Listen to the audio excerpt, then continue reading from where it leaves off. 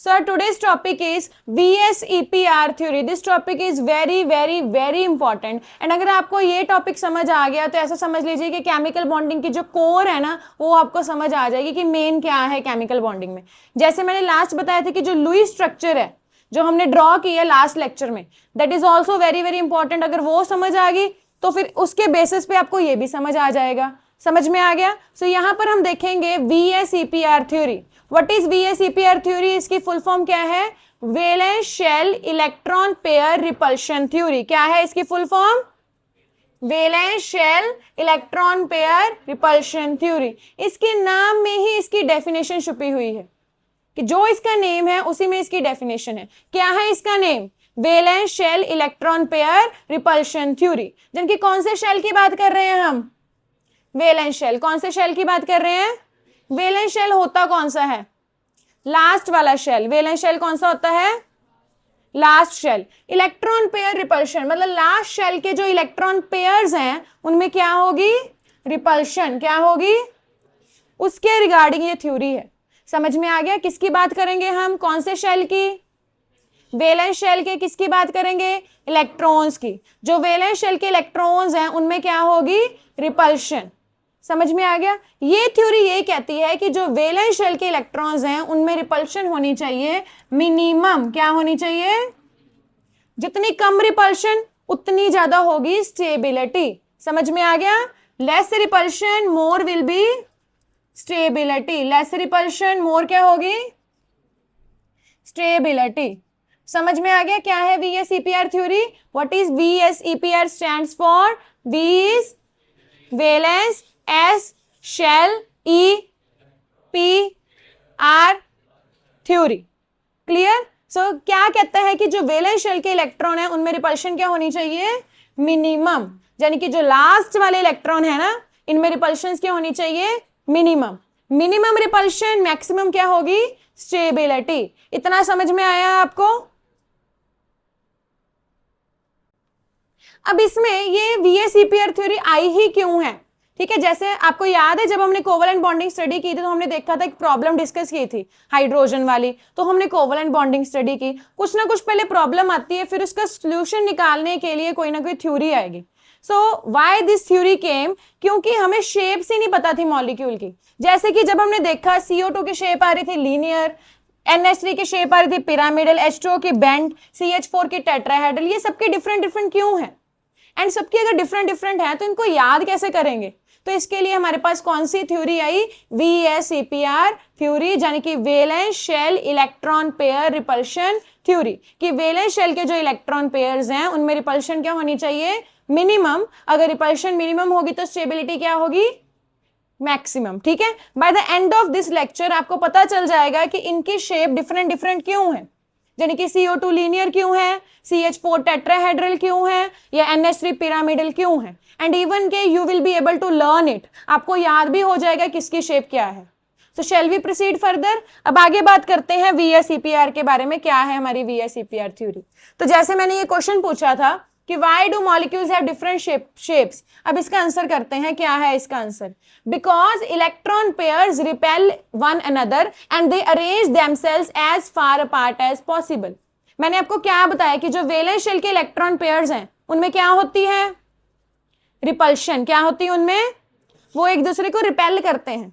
जैसे जो valence shell के मान लीजिए जो लास्ट शेल में बच्चे बैठे हैं लास्ट रो में, वो एक दूसरे को क्या कर रहे हैं? रिपेल कर रहे हैं। क्या कर रहे हैं? एंड वैलेंस शेल के जो इलेक्ट्रॉन पेयर हैं वो भी क्या करते हैं? एक दूसरे को रिपेल करते हैं। इसीलिए वो अपने आप को ऐसे अरेंज करते हैं कि वो जितना मैक्सिमम दूर बैठ सके उतना दूर बैठते हैं। यानी कि जितना वो मैक्सिमम से मैक्सिमम दूर रह सके उतना रह सकते हैं। ठीक है, इसलिए कोई 180 एंगल पे रहता है, कोई 120 एंगल पे रहता है, जितना उसके लिए पॉसिबल है इन द स्पेस। समझ में आ गया? शेप्स डिफरेंट क्यों आती हैं? क्योंकि जो वैलेंस शेल के इलेक्ट्रॉन है उनमें क्या होती है? रिपल्शन। क्या होती है? एक दूसरे को दूर दूर धकेलते हैं। जब वो एक दूसरे को दूर दूर धकेलते हैं तो वो ऐसे अरेंज होते हैं कि उनमें रिपल्शन क्या हो? मिनिमम। इसलिए वो जितना मैक्सिमम दूर दूर बैठ सकते हैं उतना मैक्सिमम दूर दूर रहते हैं। समझ में आ गया? सो कौन डिसाइड करता है कि किसकी शेप क्या है? उसका बॉन्ड एंगल। बॉन्ड एंगल कौन डिसाइड कर रहा है? उनकी रिपल्शन। जिसमें जितनी ज्यादा रिपल्शन उतना ज्यादा वो दूर दूर होंगे। थोड़ी सी कम रिपल्शन है, थोड़ा पास होंगे। समझ में आ गया बच्चे? सो कौन डिसाइड करता है शेप्स के बारे में? वैलेंस शेल इलेक्ट्रॉन पेयर की रिपल्शन। कौन डिसाइड करता है वैलेंस शेल इलेक्ट्रॉन पेयर की रिपल्शन? समझ में आ गया डिफरेंट शेप्स क्यों है? क्यों है different shapes? Because electron pair आपस में क्या करते हैं? रिपेल। इसलिए वो कैसे अरेंज कर लेते हैं अपने आप को? कैसे अरेंज करते हैं? एज फार अपार्ट एज, जितना मैक्सिमम दूर दूर बैठ सके। समझ में आ गया? आप इसको अपने पे भी इमेजिन कर सकते हो कि जो लास्ट रो वाले बच्चे हैं उनमें रिपल्शन है, इसलिए वो वैसे बैठेंगे कि उनमें जो रिपल्शन है मिनिमम हो, कि जितना मैक्सिमम दूर बैठ सकते हैं उतना दूर बैठेंगे। कौन से इलेक्ट्रॉन? वैलेंस शेल वाले। वैलेंस शेल की ही क्यों बात करते हैं? क्योंकि हर जगह बॉन्डिंग में वही पार्टिसिपेट करते हैं। अगर लूज हो रहा है वैलेंस शेल लूज, अगर गेन हो रहा है वैलेंस शेल का इलेक्ट्रॉन गेन, अगर शेयरिंग भी हो रही है तो कौन से इलेक्ट्रॉन की होगी? वैलेंस शेल की। हर बात वैलेंस शेल की है, मतलब लास्ट शेल की। अंदर वाले इलेक्ट्रॉन तो बस वैसे ही बैठे हैं। समझ में आ गया इतना बच्चे? क्लियर है? अब इलेक्ट्रॉन पेयर क्या होगा? Electron pair surrounding a central metal atom where bonding pairs or lone pairs carry negative charge and naturally push away from each other। ये मैंने वही बात लिखी हुई है कि जो इलेक्ट्रॉन पेयर है, इलेक्ट्रॉन्स पे कौन सा चार्ज होता है? नेगेटिव। अब मान लीजिए जो भी सारे बैठे हैं इलेक्ट्रॉन, सभी पे कौन सा चार्ज है? तो नेगेटिव नेगेटिव आपस में क्या करेंगे? रिपेल करेंगे। समझ में आ गया? चाहे वो बॉन्ड पेयर के इलेक्ट्रॉन्स है चाहे लोन पेयर के। इसका मीनिंग क्या है? बॉन्ड पेयर के मतलब जो बॉन्ड में है, जैसे कि सी और सी में बॉन्ड है, ये जो दो इलेक्ट्रॉन है इनको क्या बोलेंगे? बॉन्डिंग पेयर इलेक्ट्रॉन्स, जो बॉन्ड के अंदर है। ठीक है जी। एंड लोन पेयर इलेक्ट्रॉन कौन से होते हैं? जैसे कि NH3 के ऊपर, N के ऊपर जो दो इलेक्ट्रॉन हम रखते हैं, कल हमने की ना स्ट्रक्चर्स, जो दो इलेक्ट्रॉन शेयरिंग में पार्टिसिपेट नहीं करते वो क्या होते हैं? Lone pair. समझ में आ गया? जो बॉन्ड के इलेक्ट्रॉन्स है उनको क्या बोलेंगे? Bond pair. जो अकेले इलेक्ट्रॉन है जो किसी के साथ शेयर नहीं हो रहे उनको क्या बोलेंगे? Lone pair. चाहे लोन पेयर इलेक्ट्रॉन्स है चाहे बॉन्ड पेयर इलेक्ट्रॉन्स है, दोनों ही क्या करेंगे? आपस में रिपेल। क्या करेंगे? अगर रिपेल करेंगे तो कितना, कैसे ऑक्युपाई करेंगे position? As far apart as possible. समझ में आ गया? एक इलेक्ट्रॉन पे कितना चार्ज है? नेगेटिव। दूसरे पे भी कितना होगा? नेगेटिव नेगेटिव आपस में रिपेल। इज इट क्लियर बच्चे? डन? ठीक है, तो यही मैंने लिखा हुआ है कि जो इलेक्ट्रॉन पेयर है आपस में क्या करते हैं? रिपेल करते हैं। अब मैंने आपको बताया कि जो इलेक्ट्रॉन पेयर रिपेल करते हैं, इस रिपल्शन को कम करने के लिए फिर क्या करेंगे? वो रिपेल तो कर रही है ना, रिपल्शन को कम हमें चाहिए, रिपल्शन मिनिमम टू मिनिमम। क्योंकि अगर रिपल्शन मिनिमम होगी तो स्टेबिलिटी क्या होगी? रिपल्शन मिनिमम, स्टेबिलिटी क्या होगी? तो कैसे वो स्टेबिलिटी मैक्सिमम लेके आए? कैसे रिपल्शन मिनिमम करें? इलेक्ट्रॉन क्या करें? कैसे रेंज हो? एज फार अपार्ट एज, जितना मैक्सिमम दूर दूर बैठ सकते हैं। Clear? So let's read it. To minimize this repulsion, electron pair spread out in positions that maximize the angle between them. यानी कि जितना वो दूर बैठ सकते हैं उतना दूर बैठ जाते हैं, और उनका एंगल क्या है दो इलेक्ट्रॉन पेयर में? फॉर एग्जाम्पल ये सी के अराउंड दो बॉन्ड है, ठीक है, इन दोनों में एंगल कितना है? 180 है, 120 है, 109 है। वो कौन डिसाइड करेगा? उनकी रिपल्शंस। समझ में आ गया? किसी का एंगल अगर 180 आ रहा है तो क्यों आ रहा है? क्योंकि उनमें रिपल्शन ही वैसी होंगी। क्लियर? तो रिपल्शन मिनिमम है तो ही एंगल डिसाइड होगा। तो इलेक्ट्रॉन पेयर अपने आप को ऐसे स्प्रेड कर लेंगे सो दैट उनमें एंगल क्या आए, मतलब जो उनके स्टेबिलिटी मैक्सिमम आए, रिपल्शन मिनिमम आए, उस हिसाब से एंगल आएगा। क्लियर है बच्चे? अब देखिए ध्यान से, the greater the distance between electron pairs the lower the overall energy. जितना ज्यादा डिस्टेंस उतनी कम एनर्जी, कम एनर्जी मतलब उतनी ज्यादा क्या होगी? स्टेबिलिटी। क्लियर? समझ आ गया? अब ध्यान से सुनिए, हमने क्या स्टडी किया? वैलेंस शेल के जो इलेक्ट्रॉन है वो आपस में क्या करते हैं? रिपेल। क्या करते हैं आपस में? जब रिपेल करेंगे, ठीक है, तो अपने आप को कैसे अरेंज करेंगे स्पेस में? एज फार अपार्ट एज, और जितने वो दूर दूर बैठेंगे वही क्या डिसाइड करेगा? उनका बॉन्ड एंगल। क्या डिसाइड करेगा? ठीक है जी। जितनी हमने क्या, main point is less repulsion means less energy means maximum stability. जितना वो दूर दूर बैठेंगे उतनी उनमें रिपल्शन कम होगी, उतनी उनकी एनर्जी कम होगी, उतनी ही उनकी स्टेबिलिटी क्या होगी, ज्यादा। इज इट क्लियर बच्चे, समझ आ गया सबको? बोलिए, क्लियर है? ठीक है। सो ये था हमारा जो मेन BSEPR का जो मेन हम बोले क्रक्स क्या है इसका, तो यही था रिपल्शन, स्टेबिलिटी एंड हमारी जो एनर्जी है। क्लियर है? ठीक है जी। सो इसमें हमने क्या देखा है, सारा हमने यही लिखा हुआ है कि ये जो रिपल्शन है यही मेनली है डिसाइड करती 3D shape of the molecule, कि उनमें कितनी रिपल्शन है। ठीक है, क्योंकि हर मॉलिक्यूल चाहता है कि उसकी रिपल्शन क्या हो जाए, मिनिमम, एंड मिनिमम रिपल्शन होने के लिए ही उसकी डिसाइड होगी शेप। सो मेन पॉइंट हमारा क्या निकल के आया, दोबारा जो डेफिनेशन में हम डिस्कस करेंगे, तो हमने क्या देखा, VSEPR की फुल फॉर्म क्या है, रिपल्शन थ्योरी। इसमें हमने क्या देखा कि वैलेंस शेल के इलेक्ट्रॉन आपस में क्या करते हैं, रिपेल, क्या करते हैं, तो रिपेल तो करते हैं। तो स्टेबिलिटी के लिए वो कहां कहां रेंज होंगे, अपने आप को कैसे रेंज करेंगे, एज फार अपार्ट एज, दूर दूर अरेंज कर लेंगे। जब दूर दूर अरेंज कर लेंगे तो उनमें क्या आ जाएगी, स्टेबिलिटी, क्या आ जाएगी, जब स्टेबिलिटी आ गई, मैक्सिमम स्टेबिलिटी होगी, मतलब एनर्जी क्या है उनमें कम है। क्लियर है? सो हमने मेन क्या डिस्कस कर लिया,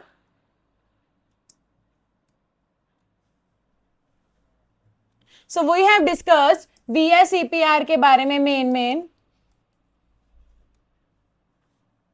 कि जो VSEPR थ्योरी है, ठीक है, ये क्या कहती है कि वैलेंस शेल में इलेक्ट्रॉन पेयर में रिपल्शन क्या होती है, रिपल्शन क्या होनी क्या चाहिए, repulsion should be minimum, repulsion should be, अगर रिपल्शन मिनिमम, रिपल्शन को मिनिमम करने के लिए इलेक्ट्रॉन पेयर्स अपने आप को कैसे अरेंज करते हैं, इलेक्ट्रॉन पेयर्स, इलेक्ट्रॉन पेयर कौन से वाले, बॉन्ड पेयर या लोन पेयर्स, बोथ। ठीक है, बॉन्ड पेयर भी एंड लोन पेयर भी, दोनों ही अरेंज करते हैं, bond pair plus lone pairs. कैसे अरेंज करते हैं अपने आप को, arrange themselves as far apart as possible. ठीक है, जब उन्होंने अरेंज कर दिया अपने आप को तो उनकी स्टेबिलिटी क्या हो जाएगी, मैक्सिमम। स्टेबिलिटी क्या हो जाएगी, स्टेबिलिटी मैक्सिमम। अगर स्टेबिलिटी मैक्सिमम होगी तो एनर्जी क्या होगी उनकी, लोअर। एनर्जी क्या होगी, stability maximum and lower energy. ठीक है बच्चे, ये रिपल्शन ही क्या डिसाइड करेंगी, उनमें बॉन्ड एंगल, क्या डिसाइड करेंगी, बॉन्ड एंगल किसमें, bond angle between electron pair, किसमें डिसाइड करेंगी, इलेक्ट्रॉन पेयर कौन से, लोन पेयर और bond pair. Is it clear बच्चे, समझ आ गया? ओके, सो इतना समझने के बाद हमें जो डेफिनेशन है, I don't think so it will be difficult for you now, तो डेफिनेशन को रीड करिए। क्या कहती है valence shell electron pair repulsion theory, yes read it out बच्चे, सारे बच्चे रीड कीजिए। क्या कहती है, it states that electron pairs, कौन कौन से electron pair, bonding and lone pairs. Bonding मतलब बॉन्ड वाले, लोन पेयर मतलब जो ऊपर पड़े होते हैं, जो पार्टिसिपेट नहीं करते। ठीक है, सराउंडिंग अ सेंट्रल एटम, जो सेंट्रल एटम के अराउंड होंगे, will arrange themselves as far apart as possible. क्यों फार अपार्ट होंगे, to minimize the electrostatic repulsion. तो अगर आपको नोट डाउन करना है, आप डेफिनेशन से भी नोट डाउन करना स्टार्ट कर सकते हो, क्योंकि जो मैंने पहले समझाया है वो सारे का सारा किसमें कवर कर लिया हमने, डेफिनेशन में। समझ में आ गया? सो डेफिनेशन क्या कहती है कि जो इलेक्ट्रॉन पेयर्स हैं, कौन से electron pair, bonding and lone pair, दोनों के दोनों। ठीक है, वो कैसे अरेंज करेंगे अपने आप को, as far apart as possible. क्यों अरेंज करेंगे, टू मिनिमाइज द रिपल्शंस। जैसे कि मैं एग्जांपल लेती हूं वाटर की, अगर मैं वाटर की स्ट्रक्चर की बात करूं तो वाटर में ना यहाँ 2 बॉन्ड्स होते हैं एंड इसके ऊपर 2 लोन पेयर्स होते हैं। लोन पेयर को ना हम ऐसे ये जो है बबल सा बना के उसके ऊपर 2 मतलब इलेक्ट्रॉन्स बनाते हैं। ठीक है, ये आपको कैसे आई स्ट्रक्चर, कल हमने डिस्कस किया था लुईस स्ट्रक्चर, वहां से पता चलेगा कितने लोन पेयर्स हैं। जितने भी लोन पेयर्स होते हैं उसको एक पेयर को ऐसे हम बबल सा बना के, ठीक है, उसके अंदर हम एक पेयर रख देते हैं। अब वाटर मॉलिक्यूल जो है, मैं एग्जांपल दे रही हूं, इसका बॉन्ड एंगल, जो बॉन्ड एंगल है ना, दैट इज 104.5 डिग्री। दो हाइड्रोजन वाला जो बॉन्ड है ना, इसमें बॉन्ड एंगल कितना है 104 पॉइंट। क्यों है ये बॉन्ड एंगल बताइए? To minimize the repulsion, to minimize the, इन्होंने अपने आप को ऐसे अरेंज कर लिया सो दैट इनमें रिपल्शन क्या हो, मिनिमम। जब बॉन्ड एंगल 104.5 है तब इसमें रिपल्शन क्या है, मिनिमम। समझ में आ गया? जब बॉन्ड एंगल 104.5 है तब रिपल्शन मिनिमम है। अगर 103 कर दोगे तो भी रिपल्शन मैक्सिमम, अगर 106 भी कर दोगे तो भी रिपल्शन क्या होगी, मैक्सिमम। जितना उसका बॉन्ड एंगल है उसी में रिपल्शन मिनिमम होती है। एक और एग्जांपल बताती हूँ BeCl2 की। BeCl2 की शेप ऐसे होती है, इसमें बॉन्ड एंगल होता है 180 डिग्री, इसका बॉन्ड एंगल 180 डिग्री क्यों है? Yes, how can you answer that? क्यों है इसका बॉन्ड एंगल 180 डिग्री?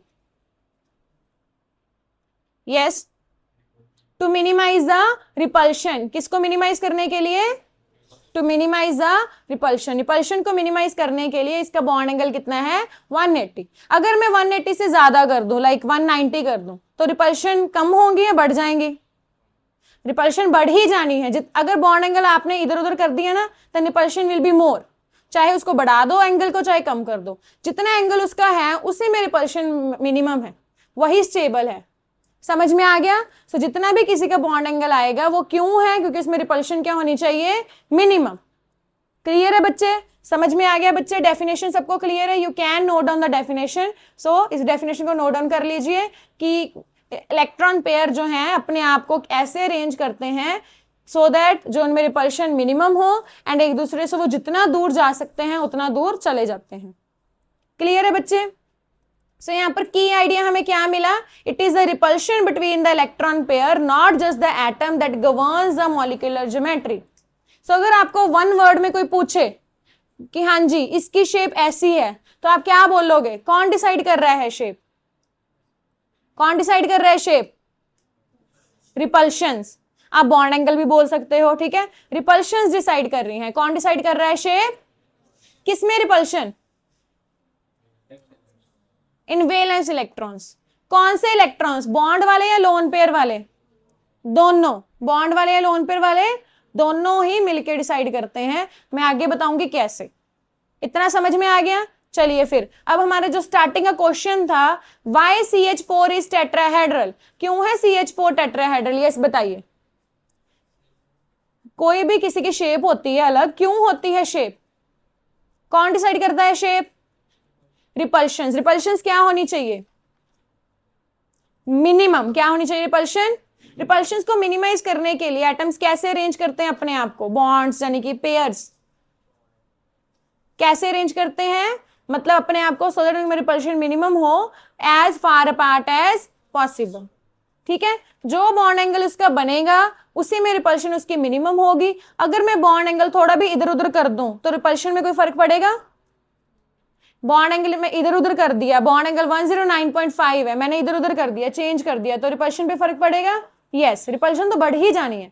जितना उसका डिसाइडेड है ना वही रहेगा, उसी में रिपल्शन मिनिमम है। अगर वाटर का 104.5 है तो वही फिक्स है।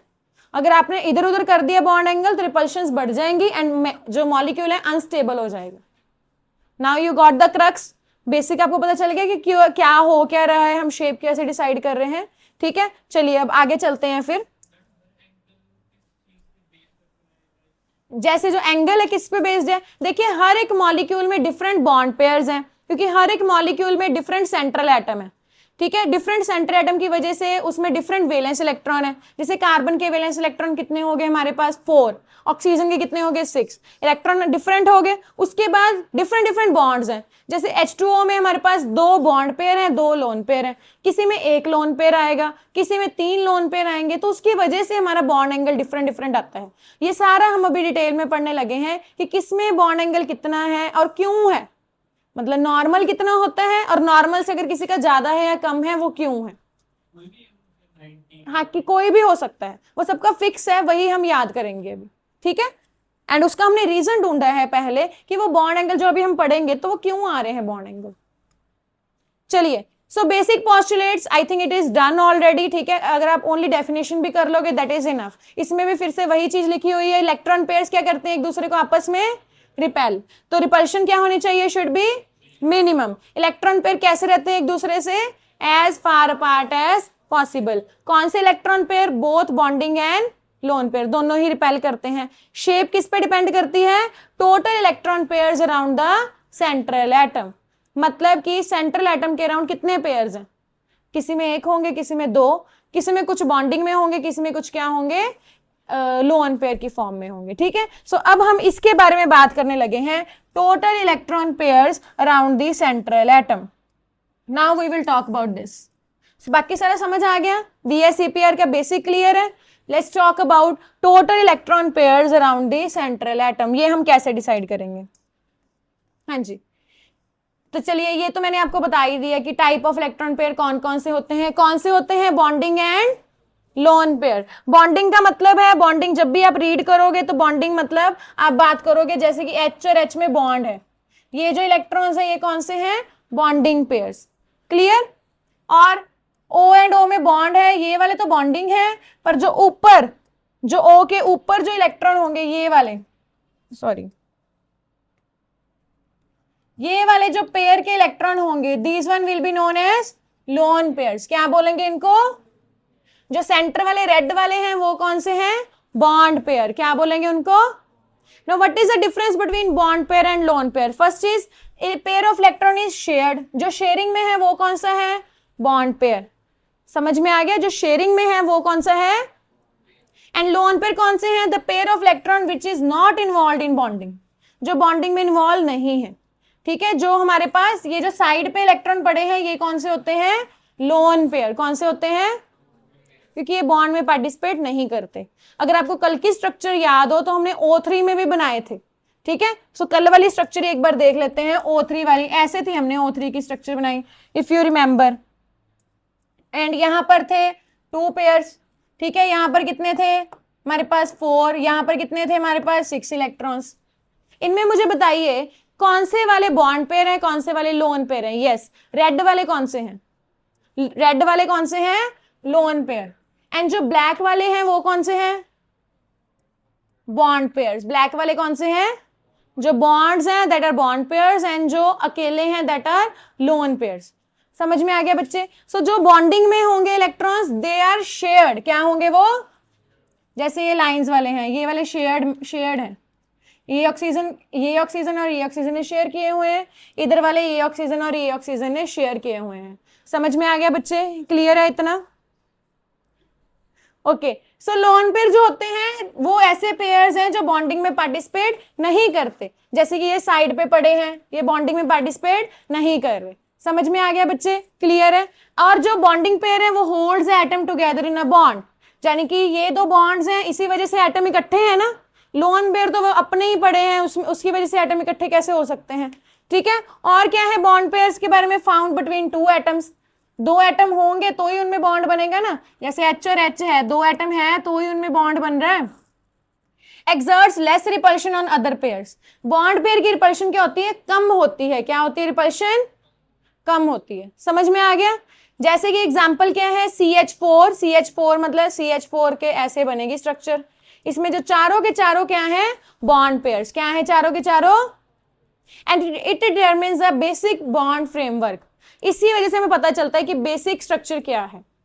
क्लियर? अगर मैं लोन पेयर की बात करूं, it belongs only to central atom. Mainly lone pair वैसे लिखा है सेंट्रल एटम, बट ये साइड वाले एटम के भी हो सकते हैं। क्लियर? बट जो हम यूज करेंगे नॉर्मली, हम कौन से यूज करेंगे? सिर्फ सेंट्रल एटम के। किसकी बात करेंगे हम? सिर्फ आसपास वाले की नहीं करेंगे। It exerts greater repulsion. Lone pair की रिपल्शन क्या होती है? It is greater than bond pair repulsion. ठीक है, जो लोन पेयर होते हैं ना, जो किसी के साथ पार्टिसिपेट नहीं करते, वो ज्यादा दूसरे को रिपेल करते हैं। जो बॉन्डिंग में होते हैं, जो ऑलरेडी किसी के साथ पार्टिसिपेट कर चुके हैं, वो कम रिपेल करते हैं। जो सिंगल है, जो किसी के साथ पार्टिसिपेट नहीं कर रहे, वो ज्यादा रिपेल करते हैं। Clear? They compress the bond angle between bonding pair. जब रिपल्शन ज्यादा करेंगे तो बॉन्ड एंगल कंप्रेस कर देंगे, क्योंकि दूर दूर धकेलेंगे वो। ठीक है, ये सारी बात मैं आपको बताऊंगी इसके बारे में। ठीक है, अब लोन पेयर की वजह से NH3 की शेप पिरामिडल हो जाती है, वाटर की शेप बेंट हो जाती है। ये सारी मैं आपको अभी समझाऊंगी कैसे। ठीक है, इसका जो डिफरेंस है आपको रट्टा नहीं लगाना, सिर्फ एक बार सिर्फ समझना था कि bond pair and lone pair में डिफरेंस क्या है। अगर आपको एक लाइन में समझ आ गया that is enough, no need to cram it, memorize नहीं करना इसको। ठीक है, क्योंकि ये सिर्फ समझने वाली बात है। तो अगर मैं बेसिक बताऊं, आपको क्या समझ आया lone pair and bond pair के बारे में? क्या क्या समझ आया? लोन पेयर एंड इधर मैं लिख रही हूं बॉन्ड पेयर, वैसे लिख देते हैं फिर आपको ज्यादा समझ आएगा। Bond pair and lone pair के बारे में क्या समझ आया कि अगर H एंड H में बॉन्ड है तो ये जो सेंटर वाले इलेक्ट्रॉन्स हैं ये कौन से हैं? ये वाले इलेक्ट्रॉन। बॉन्ड पेयर है लोन पेयर? Bond pair. कौन से हैं ये? क्योंकि बॉन्ड के अंदर है। क्लियर? ओके। अगर मैं O एंड O में बॉन्ड बनाऊं, ये जो सेंटर वाले इलेक्ट्रॉन्स हैं कौन से हैं? ये सेंटर वाले अगेन बॉन्ड पेयर ही हैं अभी भी, ठीक है। बट जो आसपास ऐसे इलेक्ट्रॉन्स पड़े होंगे साइड पे, ये जो साइड वाले इलेक्ट्रॉन्स है ये कौन से होंगे? Lone pairs. कौन से होंगे? ठीक है। ज्यादा रिपल्शन कौन करता है, लोन पेयर या बॉन्ड पेयर? Lone pair. ज्यादा रिपल्शन कौन करता है? Lone pair creates more repulsion than. समझ में आ गया? मेन पॉइंट यही है जो आपको डिस्कस करना है कि lone pair creates more repulsion than bond pair. चलिए, अभी तक हमने कितना देख लिया सारा रिवाइज कर लेते हैं। सो हमने बात की valence shell electron pair repulsion theory की। क्या कहती है valence shell electron pair repulsion theory? कि एटम्स में जो शेप है वो कौन डिसाइड करता है? शेप कौन डिसाइड करता है? रिपल्शन। रिपल्शन क्या होनी चाहिए? मिनिमम। मिनिमम होने के लिए वो कैसे अरेंज करते हैं एटम अपने आप को? एज फार अपार्ट एज, ठीक है। उसी वजह से क्या आता है? उनका बॉन्ड एंगल आता है। जो बॉन्ड एंगल आएगा उसी वजह से उनकी शेप आएगी, ठीक है। मेनली जो शेप है वो डिपेंड करती है total electron pairs around the central atom, ठीक है। आपको लोन पेयर के बारे में पता चल गया, बॉन्ड पेयर के बारे में पता चल गया। क्लियर है बच्चे? इसके बाद हमारा जो मेन आ जाता है, this is steric number formula. इसी के बेसिस पे हमारी आती है शेप। स्टेरिक नंबर फॉर्मूला मतलब Z। अगर आप Z निकालोगे तो ही आप शेप डिसाइड कर पाओगे, अदरवाइज नहीं। समझ में आ गया बच्चे? क्लियर है? सो ये Z वाला हम फर्दर डिस्कस करेंगे।